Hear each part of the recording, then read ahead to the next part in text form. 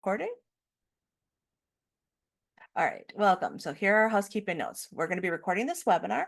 We ask that you all please mute yourself while watching today until the Q&A section, where Alice may ask you to come off of mute if you have a question.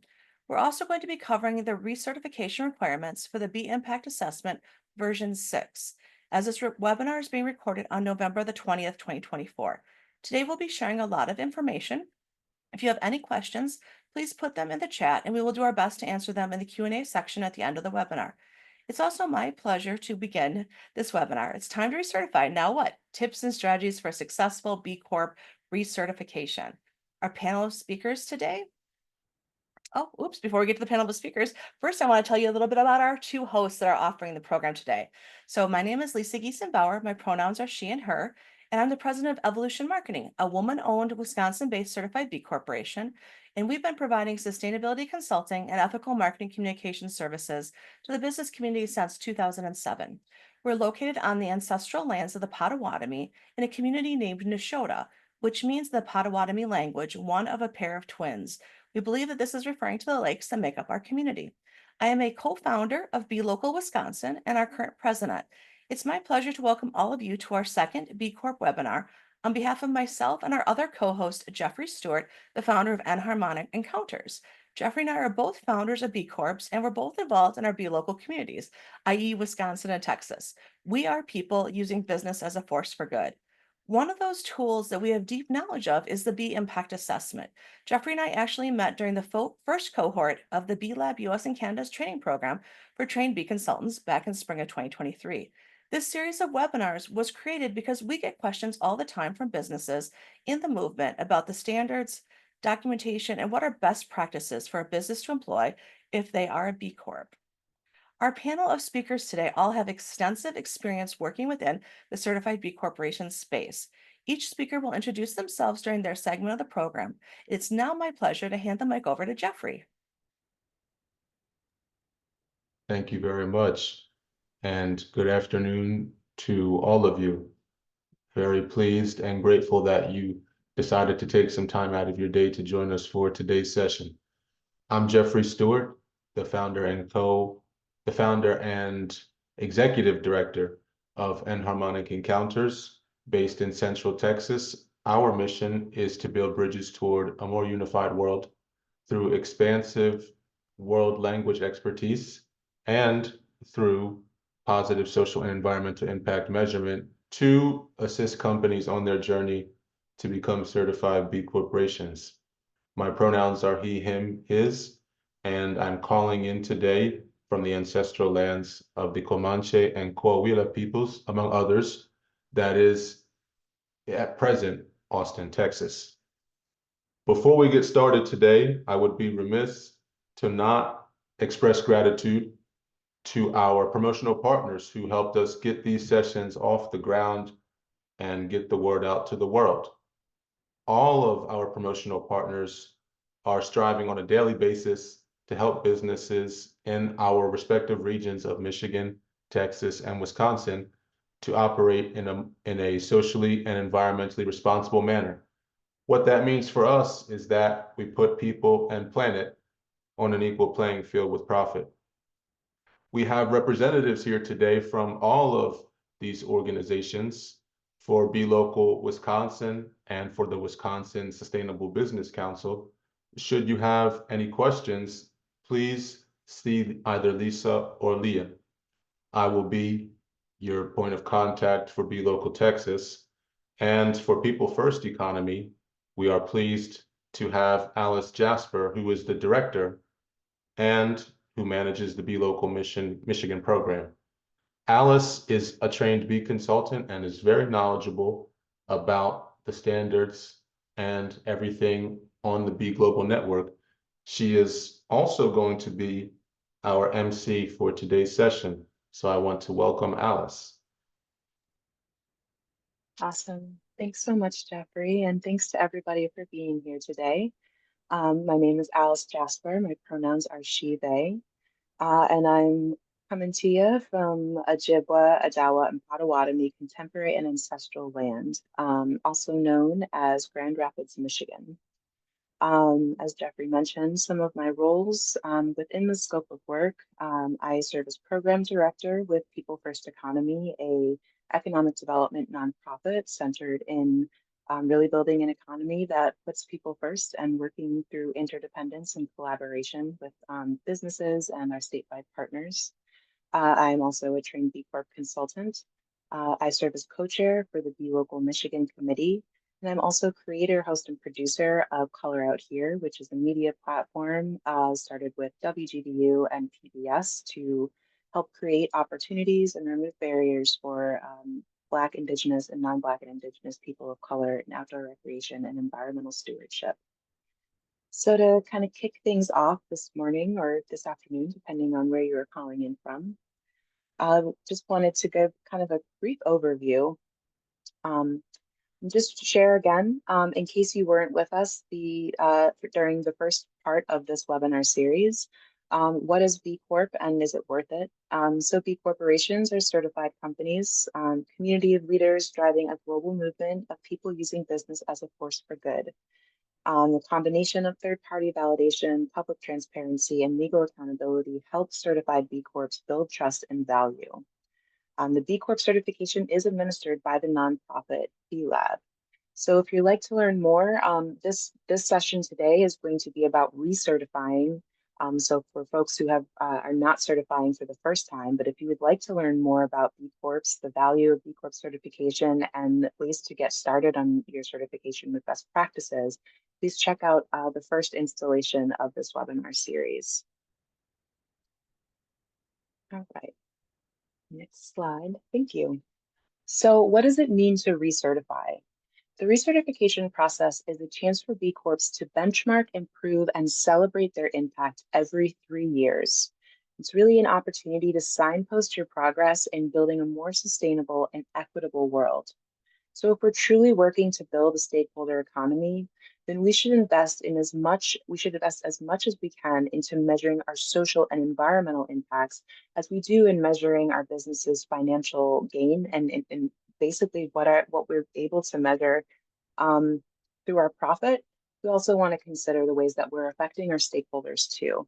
And recertification allows that opportunity to recommit and re-up on those impacts every 3 years. So to go back through the gauntlet, to really let B Lab peek under the hood of a company's operations and to see if they have at the very least maintained their impact through things like global pandemic, economic downturn, leadership changes, political backlash or political backlash of environmental social governance, also known as ESG, and also justice, equity, diversity, and inclusion, JEDI efforts, or the record-setting income inequality that we're seeing. The recertification process is a whole other demonstration for a company to demonstrate their commitment to their stakeholders and the ways that they are working to build a better economy. B Corps have, throughout the history of the certification and the B Corp movement, B Corps have always answered that call. But one of the reasons that we're here today, and it's important to note, is that the recertification process is not just a copy and paste of your initial certification process. There are a lot of things that the recertification process captures, such as ensuring that you're making continuous impact. Maybe your company has grown, it's changed leadership, you've hired more employees, you've set up offices in other parts of the country or other parts of the world. The recertification is really meant to capture that. In addition to the evolving standards of making impact through the lens of racial justice and environmental justice. So wanting to talk a little bit more about some of these evolving standards, it's important to know that for the last 17 years, there have been the standards have been revised over 6 times. So changing the standards for the assessment is part of the assessment's really a part of its DNA since B Corp certification began. So as a reminder, we'll be hosting a third and final webinar of this series to explore what the new standards will look like that will be coming out in the beginning of next year. But as of right now, what we do know about the standards is that as the climate crisis intensifies and, and societal inequality grows, the need to bring about systemic change is very clear. B Lab is working to advance the standards of B Corp certification to meet the magnitude of the challenges ahead. The new standards will provide clarity for companies, galvanizing the most impactful business actions and focusing on what really matters, meaningfully demonstrating the leadership role that B Corps and the B Corp movement play in the world. So, like I said, definitely check out our next upcoming webinar in December to learn more about the new standards specifically, but also keep in mind that it's not a new thing for the standards to be changed and evolved to meet the needs of how we can make positive impacts in our world through business. With that, I'm really excited to pass things over to to Lisa, who will start to take you through what some of the best practices are in preparing for the recertification journey. Thank you so much, Alice. And we will be sharing in the chat the link to the next webinar too. So hello again, my name is Lisa Giesenbauer and I'm a practitioner of sustainability. So what that means is that I'm not going to ask you to do anything with your business that I've not already done with my business or with one of my clients. As of today, Evolution Marketing is currently going through our third certification process with B Lab, the second recertification. Many of the things that I'm going to cover in this section of our program are directly tied to what I've learned helping companies, and in many cases, manufacturing companies, to become B Corp since 2016. As you can see by this slide, Evolution Marketing is proud to have a number of third-party verified certifications. I'm sharing this diverse list of certifications with you so that you can understand that at the heart of the B Corp certification is the concept of continuous improvement, which is also at the heart of many sustainability initiatives. What's nice about the B Impact Assessment is that it takes our third-party audited sustainability certifications into account. Other third-party audited certifications are excellent examples of documentation that can be submitted to verify your response to questions in the B Impact Assessment. So what I'm going to do is I'm going to now we're going to pretend you just got certified, okay? And so the things I'm going to talk about the next couple slides are actions that you're going to want to take in the first, say, 3 months after you're certified up until about the 2-year mark. So the in-between time before you start to worry about getting recertified.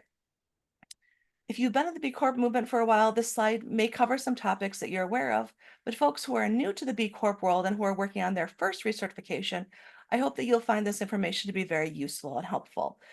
We're going to argue that once you get certified, you're not done, but instead you are just beginning your journey on the B Corp movement or the B Corp space. To that end, I'm going to share ideas and actions that you can take during the 2 years following your certification. First thing that you're going to want to do is you're going to want to ensure that all of your organization and all of your stakeholders understand what it means to be a B Corp.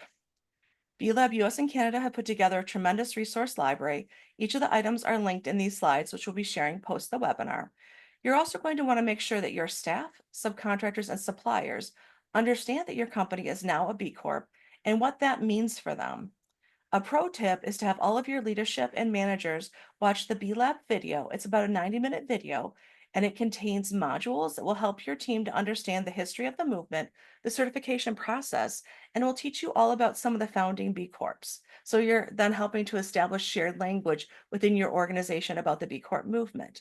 Other excellent resources include an onboarding checklist, a welcome guide, and the B Corp branding guidelines. If you're the B Corp, if you're the beekeeper at your B Corp, you're going to want to be sharing all of these resources with your team members. One other thing to consider is once you've joined the community, on average, it'll take about 6 months to a year to learn about all of the amazing resources that are available to businesses in the community. You should also therefore consider having members of your leadership team, i.e. your HR manager or director, marketing manager, director, beekeeper, and owners attend one of the monthly onboarding calls the B Lab US and Canada puts on. In these meetings, you'll also get a good primer on all the resources available for your organization to successfully engage in the community. Lastly, you're going to want to encourage your team members to join the B Local in your community where they are located, meaning that we have B Locals all over the United States and Canada. And with many companies having remote workers today, your staff can still be active in the community, even if they're located in a different state than where your business is corporate headquartered. Currently on the Be Local Wisconsin board, half of our board members are from B Corps that are not located in Wisconsin, but those individuals live here and they work remotely. Those individuals are able to join our community here and be part of the movement, even though they're not living or working in the place where their company is corporate headquartered. All right, so as a reminder, you become a B Corp, you've now brought the language in to your organization. Now what you want to do is you want to maintain your certification and continuous improvement. And what we're going to talk about today are things you can do to set yourself up for success. So as we know, once you go through the assessment, you become a B Corp every 3 years, you have to recertify. And you are recertifying for all of the reasons Alice had explained earlier. So this is what I would recommend you could do to help your organization to be set up for success in its B Corp recertification. You really want to build that continuous improvement into your business. So the first thing that you can do is you can bring the B Corp language and systems into your business. And these are ways that you can do that. You have an employee handbook. If you don't have an employee handbook, you could create an employee handbook. If you have a code of conduct, you could add the language to that. Either which way, you want to incorporate in the language of the B Corp movement and your agreement that you've signed with B Lab or with how you're operating, your new operating understanding. You want to build that into your employee handbook as well as into all the different job descriptions for future workers, for current and future workers. You want to make sure that the marketing folks have updated your website to reflect the language there. Your marketing brochures, your business cards, and really the product labels. If you are a consumer packaged goods company, you want the B Corp logo to be on your product label. So please make sure you're bringing the B Corp through all the ways you communicate about your business. And then operations, you really want to engage your suppliers. Something that you may not have participated in or done yet is creating a supplier sustainability survey. That is a great activity to do once you become a B Corp to help you identify and interact with your suppliers and to find out what actions they're doing. Because remember, once you become a B Corp, you want to prioritize people and planet. Other things that you can do to build continuous improvement into your business include if you have not already established a green team or a sustainability team or a B team, I'm not married to the language, but some type of internal organization team within your organization that brings staff members from across your organization together to meet to work on your next iteration of the B Impact Assessment, I highly recommend that. By doing that, then you can also percolate on ideas too that your team could implement. Okay, so once you've created your green team, you want to then do some strategic goal setting. So as an organization, you want to think about those big, hairy, audacious goals, because remember, part of the B Corp is aspirational. So think about those goals, put pen to paper, and then unpack what it looks like and what actions you're going to have to take to get there. Okay. The third thing would be you want to assign responsibilities for these goals or build these goals into the position descriptions or job descriptions of your current workforce. Um, you can actually you could have the B Impact Assessment as a tool to use to help to do that. And so here's a pro tip that I have for you. At any given point, you want to make sure that you have at least 2 of your team members who are listed within the B Impact Assessment as a point of contact for your company. So that way your organization always will have team members who are able to access it. And then as you're going to see in a moment, why this is important. What's cool about the B Impact Assessment is that even though your assessment is done, you can still go back into the database system and you can flag, as you see on this diagram here, this is actually from the Evolution Marketing B Impact Assessment. You can see that there's where it says set as a goal, the little star. You could check that little star and you can actually put notes in there as this is a goal that your company wants to work towards. And if you have, say, 5 or 6 people on your sustainability team or your B Corp team, everybody that's on the team could have access to look at the B Impact Assessment, and they could then track some of these goals based on the notes that your organization or your team has put into the assessment. So it's a tool that you can use for planning, okay? Another thing that you're going to want to do is you want to build into your company's DNA the operational processes for tracking all of the data. It could be as simple as a large spreadsheet that different members of the organization add data to yearly, or it could be as complicated as a CRM system or a business management system. There are a variety of different systems that exist out there, or it could be some combination thereof. The bottom line in this is that you want to ensure that your company is ready for recertification. In order to do that, you need to be measuring, monitoring, and tracking this list of data because all of this data was needed for your original certification. So you want to be able to see over time how data changes. And here's another pro tip. If you're using your data effectively, your data should help you to set your leadership team's decisions. So you should be able to look at some of this data points to see, oh, for example, employee metrics. Maybe you notice that in the like last year, you had a 60% turnover for employees, whereas the 3 years before that, it was only 20%. Okay, well, what happened last year that made it be a 60% turnover? Is it due to external factors? Was it a recession? Was it a pandemic? All of those different things can help you then to, by looking at the data and measuring and managing it, can help you to make better decisions. All right, the other thing that you're going to really want to do is once you've been tracking this data, you want to publicly share your actions. So there's two ways of doing that. You can share your business impacts via some type of report that your organization puts out.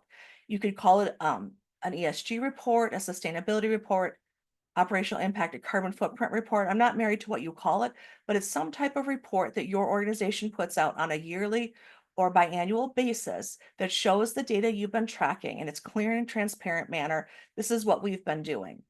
Um, on this slide, you can see there's a graphic there. This is from the 2020 Evolution Marketing Giving Report. On that slide, you could see that 3.5% of our income was donated to nonprofits, and you can see the two nonprofits, they're listed there, with 2.8% of that 3.5 being donated to environmental nonprofits, so meaning nonprofits tied to 1% for the planet. This is just one example of a way to publicly share what your organization is doing. The second thing you can choose to do, and this is also going to depend upon the size of your business, you could elect to do public-facing disclosures to third parties, such as SASB, which stands for, actually SASB has a new name, but it's here, I'm going to read it to you because they just went through a little bit of an organization. So as of August 2022, the International Sustainability Standards Board, ISSB, of the IFRS Foundation assumed responsibility as SASB. So ISSB has committed to maintain and enhance and evolve the standards. And SASB stands for Sustainability Accounting Standards Board. So they're going to maintain that standard, and it's now more of a global movement. The point is with SASB, you can actually report out the actions you are doing within your business to a global financial standard. The next one is the Dow Jones Sustainability Index, and that is comprised of global sustainability leaders who have identified by the S&P Global through the Corporate Sustainability Assessment. It represents the top 10% of the largest 250 companies in the S&P Global. And it's based on long-term economic, environmental, and social criteria. So if you're publicly traded, your company might strive to be on that Dow Jones Sustainability Index. You can participate in the GRI, which is the Global Reporting Initiative. This is an independent international organization that provides a framework for companies to report on their environmental, social, and economic impacts, essentially creating a common language for business to communicate their sustainability performance to stakeholders like investors and the public, allowing for better transparency and compatibility across industries. Many people may have heard of the GRI and they might think, I'm a small business, the GRI is not germane to me. Any size organization can actually participate in the GRI, but mainly larger companies are using it as a third-party tool. And then the last one is CDP, which stands for the Carbon Disclosure Project. And CDP is also a way for you to report on your science-based targets. I'm going to share now quickly two examples from B Corps of ways that they have done impact reporting. The first one is for Evolution Marketing on the left-hand side, and it's our 2023 carbon footprint report. And it basically unpacks our carbon actions and then how we make business decisions tied to carbon management. The second is from Michigan-based B Corp, Brewery Vivant, and they have what's called Beer the Change. So this is their 2023 sustainability report. Now, I want to just point out that in the Evolution Marketing Impact Report, you can see that we fully disclose our full carbon footprint. You can see our scopes 1, 2, and 3. Oh, I guess I lost, we had those circled. Anyway, they're not circled here, but you can clearly see that we do say scope 1, scope 2, scope 3. We unpack what our scope 3 looks like, and then we talk about our offsets at the bottom. So we're clearly showing to anybody who wants to know how we're operating and what our carbon footprint looks like. Oh no. Okay, sorry. That was weird. Okay. Now we're going to go to the Brewery Vivant example. They have included in their report what's called the DEIJA, so diversity, equity, inclusion, justice, and oh, I'm sorry, diversity, equity, inclusion, justice, and belonging strategy. And so they've done an update on this, and I'm calling this an example of an inclusive culture. And so in this, they talk about their training goals, and they talk about how they're continuing this dialogue and training for staff, and they explain what in 2023 they did, and the fact that all new employees take a sustainability class, which includes a discussion on their diversity, equity, inclusion, justice, and belonging strategy and goals, as well as unconscious biases and our values. So here you have two different examples of B Corps, one showing a carbon footprint, publicly facing, clearly articulating what they're doing. The second being a brewery, an innovative brewery, who is unpacking actions they're taking to create an inclusive culture. And I think this is really important because both of these organizations are sharing operational governance information publicly to all stakeholders so that they are able to easily understand the actions that these businesses have taken. Both of these companies have on their websites their impact reports, so they're very easy. They're readily made available for the public to see. So if you are a potential future worker, you go to either of these websites, you can actually see this report, you can download it, and you can learn about the companies. And I think that this is incredibly important because those of us who are in the Midwest are facing a workforce challenge. And so understanding the company that you may be wanting to work at and what they're doing to create an inclusive culture as well as to address climate change could be really important to a future worker. So now that I've covered actions that can be taken after you're certified in the first 1 to 2 years of being a B Corp, I'm now going to pass the mic over to Jeffrey. Thank you very much, Lisa. And welcome back to me, being back on now to speak a little bit about how we get prepared for recertification. There are a number of points to keep in mind here. One of the first things that you'll want to do is to review your services and your business model. There are a number of things that will be implicated when you do this review, specifically on how you set up the B impact assessment to then do the rest of the work. A big part of how the B impact assessment is configured is based on the track selection. By the track selection, we mean different categorizations that make the assessment more unique or catered to your company. There are a number of elements that play a role in the track selection. First, you want to look at your market selection. By market, we mean whether the company would be on a developed market, in a developed market, or perhaps an emerging market. And this selection is based on where employed team members live. In most cases, we're dealing with the United States and Canada, and it's common sometimes for companies to grow or evolve in between certification cycles. So one of the things you'll want to do is to review where all the team members live. In fact, it's not uncommon for B Lab US and Canada's region to have companies that are incorporated in the United States, but with the majority of the team members living outside of the United States. Sometimes you'll see companies where at least 80% of the team lives maybe across South America or across Europe. So B Lab goes by this 80% rule, where 80% of team members living in one market usually determines the market selection. So for the company, that could be developed global, or in an emerging market. This selection changes what you see in the assessment. For example, one of the biggest changes is in how healthcare is addressed in the assessment.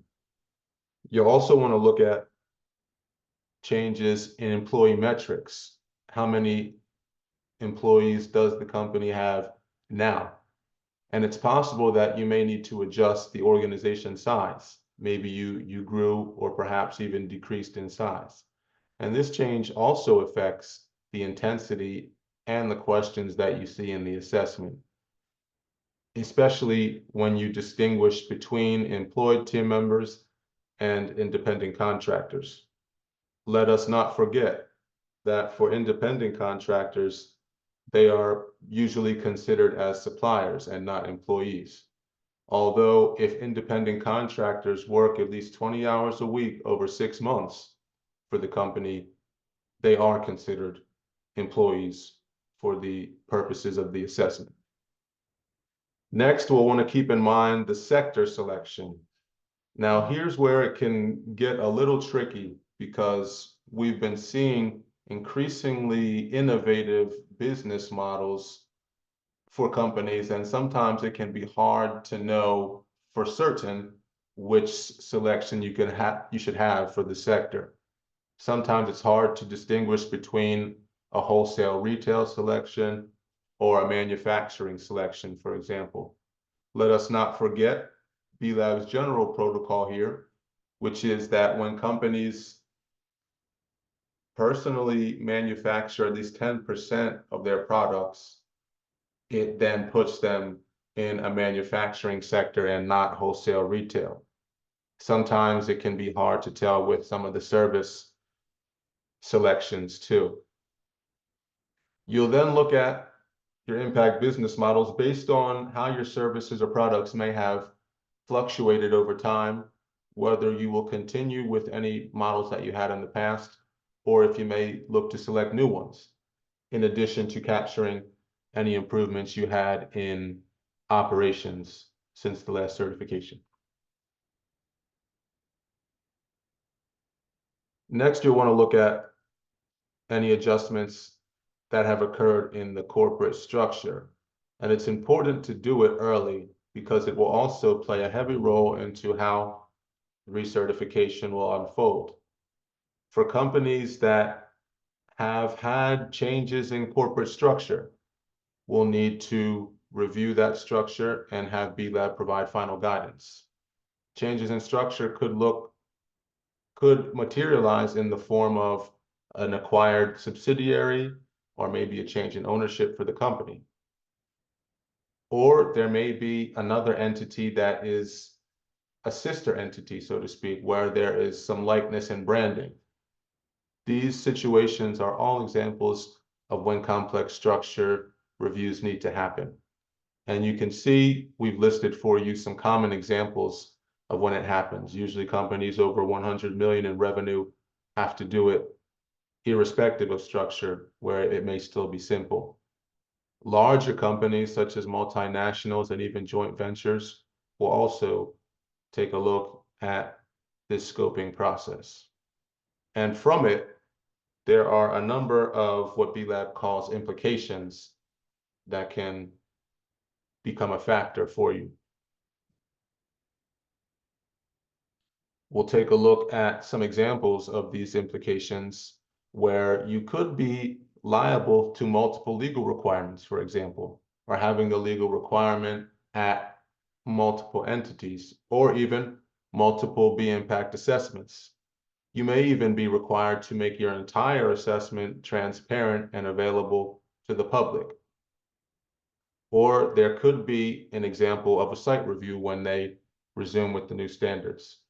And then these last two examples have to do usually with larger companies, but it's related to when there is like branding between a subsidiary and its parent that may not initially be involved in certification, but depending on how similar this branding is, it may be required to be a part of certification either now or work toward it in the future.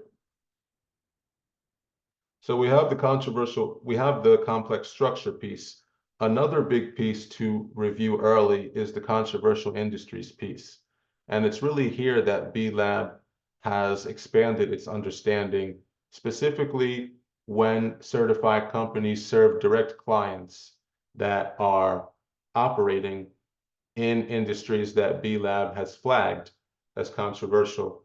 And we encourage all of you to take a look at that list directly on B Lab's website, which Leah was so gracious to provide for us here, because it plays a very big role in determining continued eligibility for your certification and whether the findings of this review need to be made public on your profile in the B directory. The reason why this expansion has occurred is because B Lab has understood now that potential negative impact could result from serving clients in these industries, and not only when a certified company itself operates in an industry directly. So that's why they've made this expansion, and it now affects a whole lot of companies. I want to encourage you all to take a look at your client portfolios and determine whether any of your clients operate in that list of industries. And if they do, please contact B Lab as soon as possible to receive the proper guidance on maintaining your certification.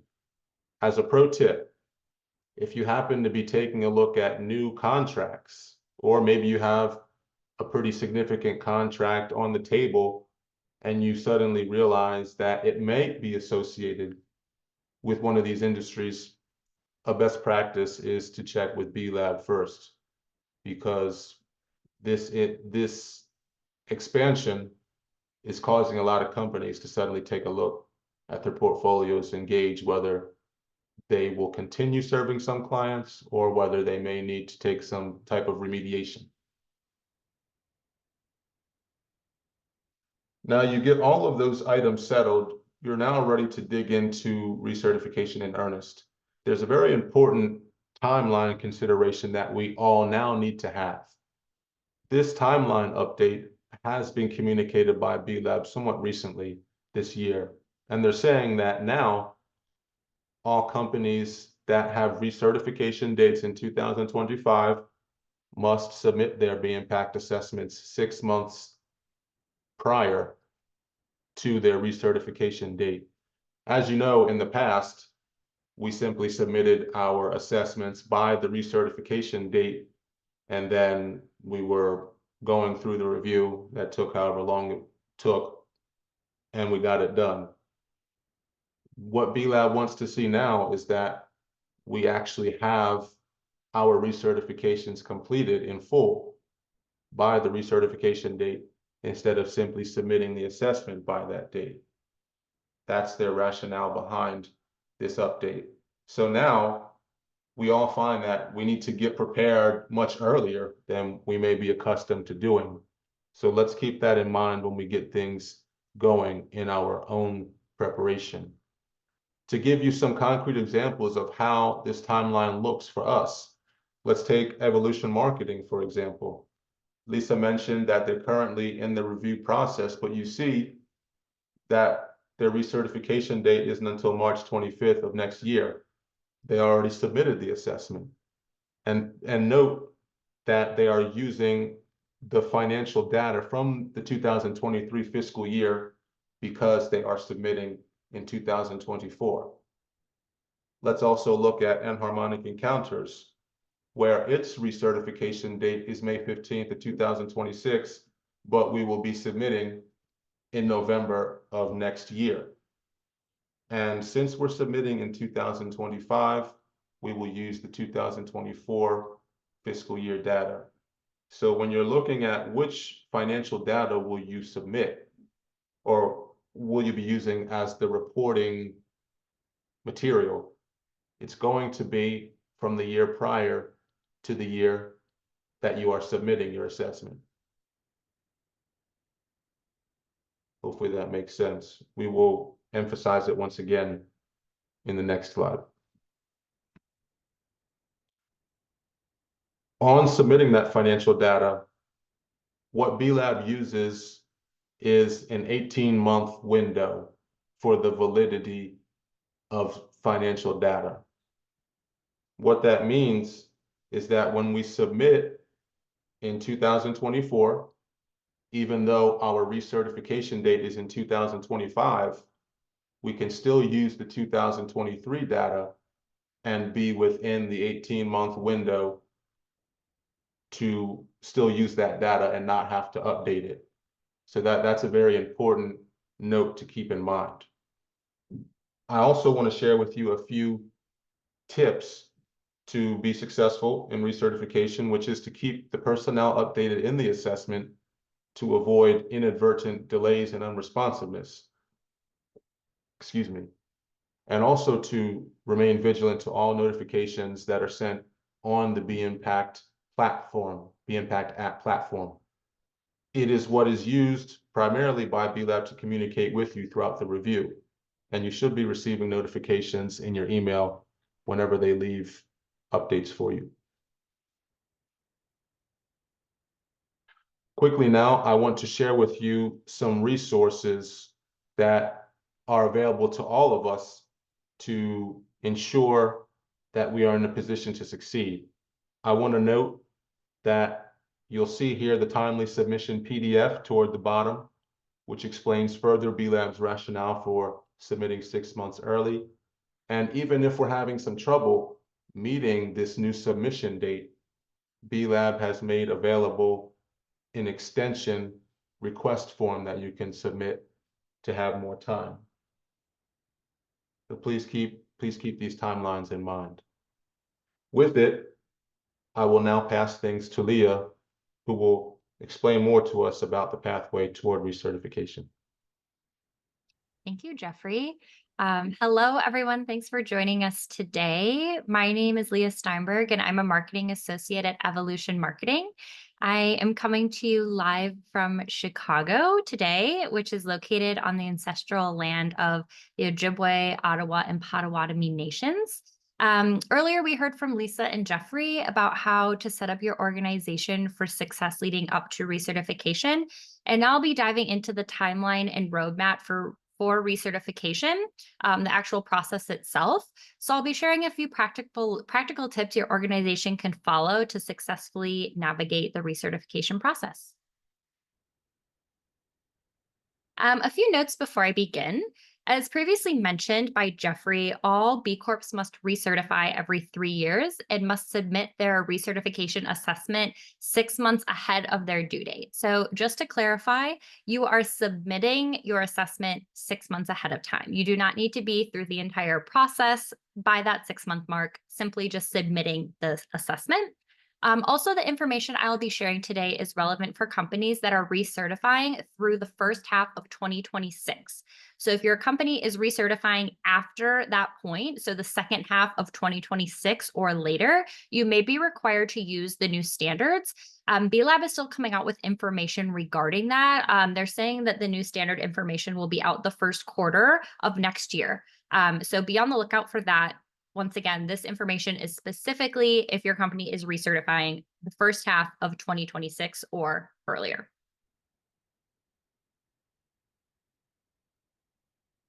All right, so to kick things off, we recommend that you start the recertification process 15 months out. So this is going to be 15 months from your actual recertification date. At the 15 months out, the focus is really on laying a solid foundation for your recertification. So this is the stage where preparation is key. First, we suggest you preview your previous B Impact assessment. So take this time to look at your scores, identified areas for improvement. Next, you'll want to create, as Lisa called, a B team. This is going to be a dedicated group of your leaders and staff who will manage your recertification process.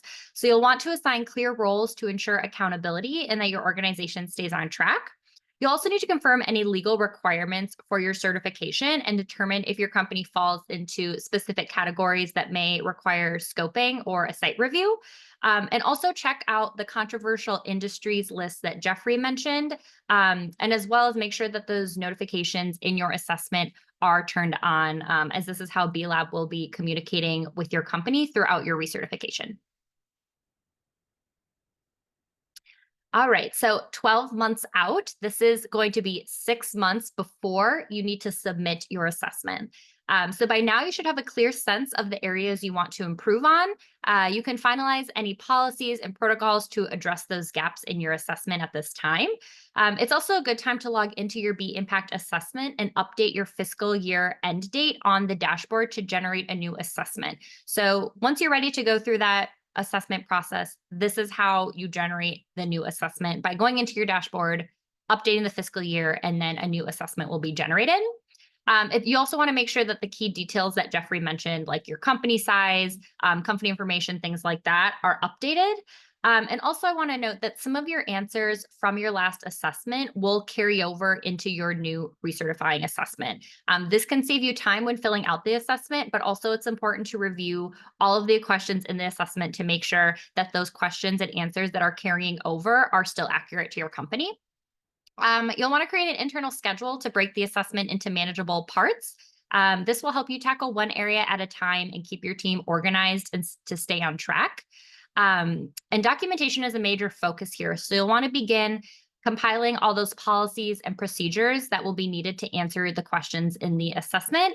And lastly, on this list, identify any additional teams that will be needed. So what I mean by that is, for instance, you may need to engage your HR department for employee data about wages, benefits, things like that. Or perhaps you have to consult your accountant for your tax and financial information from the past year. So just make a mental or physical note of which departments have what information in your organization so you know who you need to be contacting. All right. So 9 months out is the time to focus on submission readiness. So by this point, much of your groundwork should be completed. And as a reminder, we're 9 months out from your due date, which means that we are 3 months out from your company actually submitting the recertification assessment. So first, you'll want to confirm your progress with that internal schedule that you made, making sure that all of your sections of the assessment are on track and that all of the necessary departments have provided their data or have been contacted saying that you will need data from them. You'll also want to resolve any outstanding issues. So you'll want to bookmark any questions or sections that are requiring maybe more clarification from your team. If you do have questions, you can leave a public comment on the B Impact assessment under that specific question. And that will give you the opportunity to discuss those questions with your analyst during the evaluation process once you're assigned one. Here, I have just highlighted the bookmark icon. So you'll see this icon throughout the B Impact assessment. And when you click it, it will be filled. And then you can filter those questions as well to see if like parts of your team maybe had questions about specific questions. It's a really great tool to just bookmark those questions that need another set of eyes throughout the assessment. All right, so 6 months out, this means that it's time to finalize and submit your assessment. So at this point, you'll want to double check that all of your data has been collected and accurately entered into the assessment. At this stage, we also aim for a minimum of 85 points. So while your score may change throughout the recertification process, submitting with at least 85 points ensures that you'll be well positioned to maintain your certification. If you do drop below the 80-point threshold, you will be put in improvement. And so by maintaining 85 points, you have a much better chance of getting through the certification your first go around. You'll also want to conduct a final review of your responses and ensure that every answer is supported by documentation. You do not need to upload the documentation at this time, but you do want to make sure that the information that you're stating, you do have some level of documentation to support that should one of your analysts ask. Also pay attention to areas that have either a large point increase or new impact business models that your company has opted into. Chances are these are going to be specific areas that analysts will do a deep dive into once you enter the evaluation and verification stages. And here I've also just highlighted a visual. You can see this is just a snapshot of Evolution Marketing's current recertification score, and you will see this exact same thing in your assessment. So if you're wondering where you're at as far as points go, this is just in your dashboard and you can see that overall number. That's the number that needs to be at least 85 points. And once you're done with that, you can go ahead and submit your assessment. So moving on to post-submission, what happens next? I'm going to try to speed through this just so we have some time for a Q&A. If you have more questions about any of this, feel free to reach out to myself or anyone else that has been part of the session today, and we're happy to answer your questions. But essentially what post-submission looks like is very similar to your original certification. So you're going to go through the same stages of evaluation queue, where you will wait to be assigned an analyst. Right now, for small to medium-sized companies, the typical current wait is about 2 to 4 weeks. So depending on how complex your company is, this number may change. Once you're assigned an analyst, you will move to evaluation. This is going to be your first check of your assessment. So the evaluation analyst is going to go through your assessment, confirm that there's no major changes. If there are major changes, they're going to flag those for verification. And they may ask you a couple follow-up questions as well if parts of your assessment are confusing. After that, you'll move to verification queue. This is where you're going to upload the majority of your documentation. And these questions will also be flagged in the assessment. This current wait time is about 4 to 6 weeks. Once again, this is for small to medium-sized companies. And I've just put a screenshot over here of the dashboard that shows you what stage you're at. So if you're confused about what stage your assessment is currently at, all that information is available in the dashboard, and it will update as you move through the process. All right. Next, you'll enter verification. This is another analyst that will be assigned to your company. Your verification analyst is going to review all of that documentation that you uploaded to ensure that it is in fact correct for those specific questions and that it's sufficient. Here you will see a screenshot of the icons for the bell with the little red number. It means that there's an update you need to view. So whether you've left a comment or an analyst has responded to an inquiry or a comment, make sure that you're always paying attention to those little red circles, as well as the cloud icon with the arrow. That is a symbol that means you need to upload documentation. Again, these can all be filtered out in the question filter. If you go to attributes in the question filter, you can select questions needing documentation, questions needing review, things like that, and filter out the questions that need your attention that way. Assuming all things go well in verification, you're going to move to post-verification, which is essentially just a final review of your assessment. And that is, once that's complete, you'll receive your recertifications. You are officially another B Corp for 3 years. And as I previously mentioned, if you fall below the 80-point threshold, you do have a 90-day improvement window to make some small changes, make sure all the answers are correct, and bring your score back up. If you fall below 65 points at any point, your review will be closed. So when you go into recertification, it's extremely important that you're answering the questions accurately, authentically, and that you maintain that 80-point minimum before submitting. Here's just a list of resources. The slide deck will be sent out along with the recording. So you'll have access to all these, but this is just B Corp's guide to recertification, the controversial industries list that Jeffrey mentioned earlier, as well as legal requirement information. And now I'm going to pass things over to Alice again for a quick Q&A. Thanks so much, Leah. And thank you, Jeffrey and Lisa, for all this amazing information. Wanted to open up space for questions right now. If anybody would like to either drop them in the chat or wants to come off of mute, we invite you to do so. Would love to hear any thoughts or just inquiries that folks might have.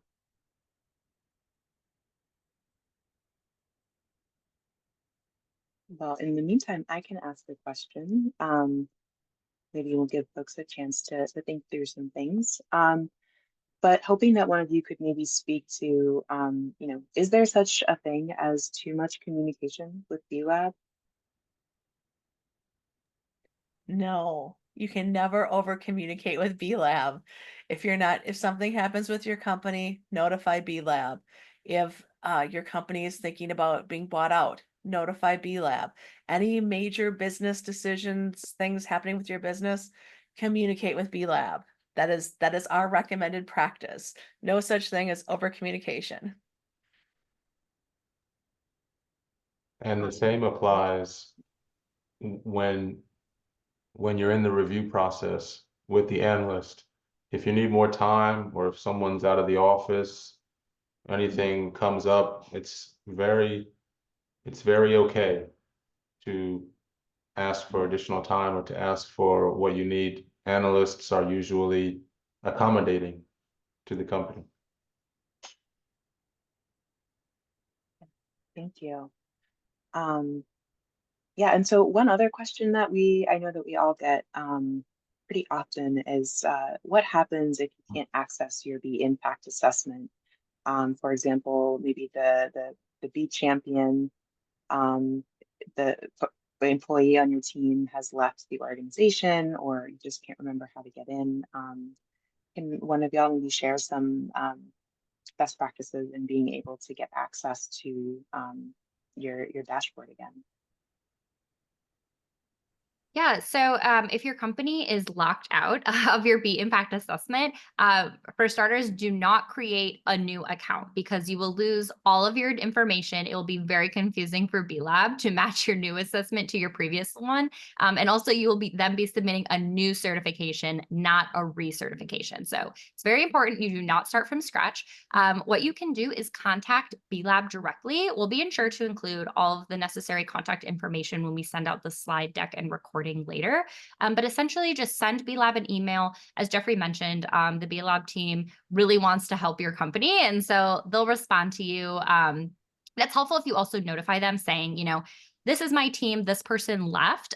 Here is my contact information with my email, because then a member of the B Lab team can go in and remove your old team member or employee from your account and add your new information. You'll then get an email from B Lab saying you've been added to this account. Here's a link to click here to access it, and you'll be able to access the assessment that way. And if we, Awesome. Thanks, Leah. uh, Go uh, ahead. if we remember Lisa's pro tip, always have two people from your company who are listed in the B impact assessment, or maybe your whole team could be listed if you have a B champions team, because that just makes it easier, because turnover is real, right? People switch jobs all the time. So we want to set your company up for success. Absolutely. And one more question before we kind of wrap things up for today. Something that I know we also hear a lot is what happens if someone is unsure about how they should answer a question on the assessment? Should they leave it blank? Should they answer the best of their ability? What kind of pro tips would you offer folks who maybe get stuck in that space? It's a great question. We have a number of avenues available to us. First, since we're all certified B corporations already, we have the lovely Beehive at our disposal, which is full of activity and conversation among our colleagues on the assessment and on many other topics. So check out the Beehive, post your question, get things going. Colleagues are very enthusiastic to share best practices and how they have answered questions or how they have substantiated their answers with documentation or with a policy or with an explanation. So please use that resource. You also have access to B Lab US and Canada's team should you be unable to find your answers on the knowledge base, which is yet another resource that you have. B Lab's knowledge base covers a wide host of areas that is continuously growing. So please take advantage of all of these options. Thanks so much, Jeffrey. And thanks again to all of you for joining us. And thanks to Lisa, Jeffrey, and Leah for sharing all of their amazing knowledge on how to be successful and to get through certification and recertification. Hopefully y'all will be able to join us for the third installment of this webinar series, which is unpacking the new certified B Corporation standards. We touched on those a little bit at the beginning of the call, and that a lot of folks may already know that the standards will be changing at the start of the new year. So wanting to make sure that everybody feels as prepared and confident with those new standards and continuing to be a part of the B Corp movement as they can. So please join us on December 18th at 12 p.m., 1 p.m. Is that 1 p.m. Eastern or Central? Yeah, Correct. okay, awesome. And we look forward to hearing from you. If you'd like to register, you can use the QR code below. And also feel free to contact us, any of us that you would like if you're looking for more information or you have some more questions you'd like to ask. Thanks again for joining us, and we'll see you next time. Thank you. Good luck on your B Corp journey. Thank you.